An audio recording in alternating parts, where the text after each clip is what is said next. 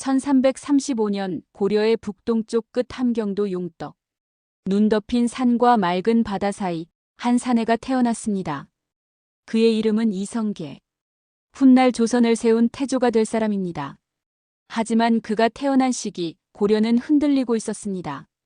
권문세족이 권력을 독점하고 백성은 굶주림과 전쟁 속에 신음하던 시대였죠.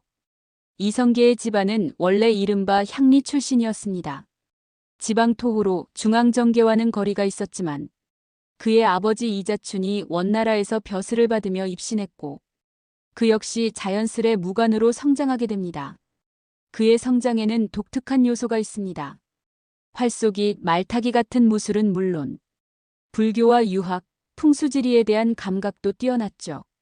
그리고 무엇보다 사람을 얻는 법을 일찍 깨달은 사람이었습니다. 이성계가 본격적으로 이름을 알린 건 1356년 여진족 정벌 때였습니다. 그는 적의 함정을 뚫고 단 200명의 군사로 수천의 적을 물리쳤습니다.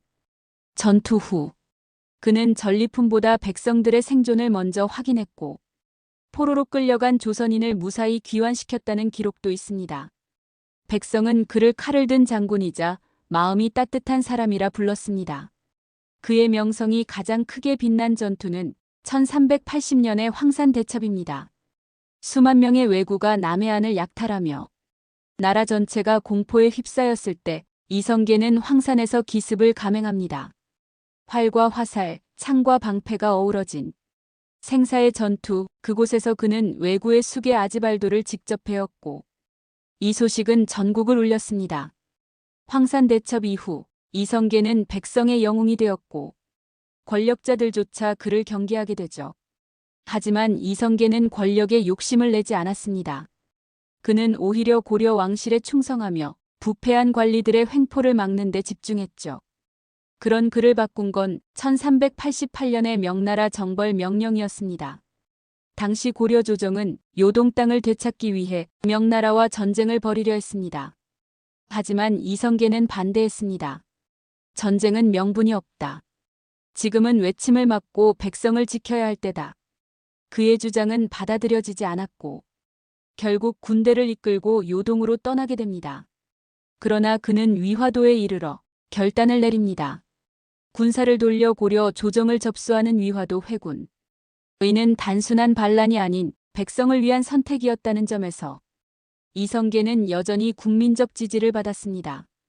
그 후 몇 년간의 전국 변동, 정몽주와 정도전이라는 두 사상의 거인이 부딪히는 정치의 소용돌이 속에서 이성계는 새로운 나라를 구상합니다. 1392년 마침내 조선이 건국됩니다.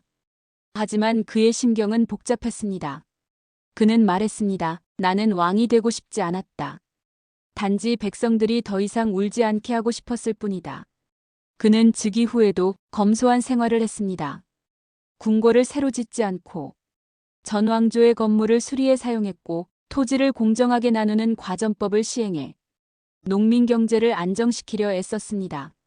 또한 불교 중심이었던 고려와 달리 유학 중심의 정치 이념을 채택했지만 불교 승려들도 예우하며 포용의 정치를 펼쳤죠. 이성계는 통합과 균형의 상징이었습니다. 하지만 그에게도 가장 괴로운 순간이 찾아옵니다.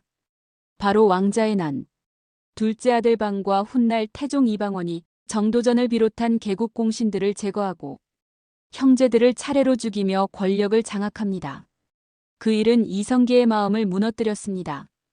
그는 왕위에서 물러났고 이후 정치에 손을 떼고 은둔에 들어갑니다. 그가 자주 했다는 말. 나는 나라를 세웠으나 집안을 지키지 못했다. 왕이었지만 한 아버지로서 그 말은 너무도 뼈아픈 고백이었습니다. 1408년 태조 이성계는 74세를 일기로 생을 마감합니다. 그의 능은 경기도 구리시 아차산 자락의 건원능. 조선왕조 최초의 왕릉으로 오늘날까지 수많은 이들이 그의 정신을 기리며 찾는 장소입니다.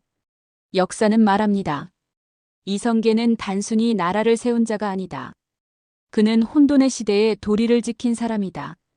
그가 군사를 돌린 위화도 회군. 그는 단 한 번의 칼끝도 백성에게 돌리지 않았습니다. 전쟁보다 평화를, 욕심보다 정의를 택한 선택이었습니다.